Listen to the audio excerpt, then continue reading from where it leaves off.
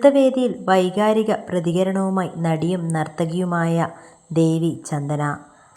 Ida കൊച്ചിയുടെ ദേശീയ നൃത്തോത്സവത്തിൽ നൃത്തം അവതരിപ്പിച്ചതിന് പിന്നാലെയാണ് വേദിയിൽ ദേവി ചന്ദനയുടെ വൈകാരിക പ്രതികരണം. ഏറെ നാളുകൾക്ക് ശേഷമാണ് നൃത്തവേദിയിൽ ഒറ്റയ്ക്ക് നൃത്തം അവതരിപ്പിക്കുന്നത്. കഴിഞ്ഞ തവണ പുരസ്കാരം സ്വീകരിക്കാൻ അമ്മയും അച്ഛനും തനിക്കൊപ്പം ഉണ്ടായിരുന്നു. പക്ഷേ ഇത്തവണ അച്ഛൻ ചികിത്സയിൽ കഴിയവേ നൃത്തവേദിയിലെത്തിയത് എന്നും ദേവി ചന്ദന പറഞ്ഞു. 5 വർഷത്തിന് ശേഷമാണ് ഒരു സോളോ പെർഫോമൻസ് ചെയ്യുന്നത്. ഒരുപാട് കുറവുകൾ ഉണ്ടായിട്ടുണ്ട്. സുഖമില്ലാത്തതിനാൽ സ്റ്റേജിൽ ചെയ്യാൻ പേടിയായിരുന്നു. ഗ്രൂപ്പ് പെർഫോമൻസ് ചെയ്ത് രക്ഷപ്പെട്ടു പോവുകയാണ് പതിവ്. ഈയൊരു അവസരം എന്നെ സംബന്ധിച്ചിടത്തോളം ഏറെ വിലപ്പെട്ടതാണ്. എന്തെങ്കിലും നന്നായിട്ടുണ്ടെങ്കിൽ അത് എൻ്റെ ഗുരുക്കന്മാർക്ക് അവകാശപ്പെട്ടതാണ്. കുറവുകൾ ഉണ്ടായിട്ടുണ്ടെങ്കിൽ അത് എൻ്റെ മാത്രം പിഴവാണ്. ഇങ്ങനെയുള്ള വേദി നൃത്തത്തെ സ്നേഹിക്കുന്ന എന്നെപ്പോലുള്ളവർക്ക് വലിയ പ്രചോദനം തന്നെയാണ്.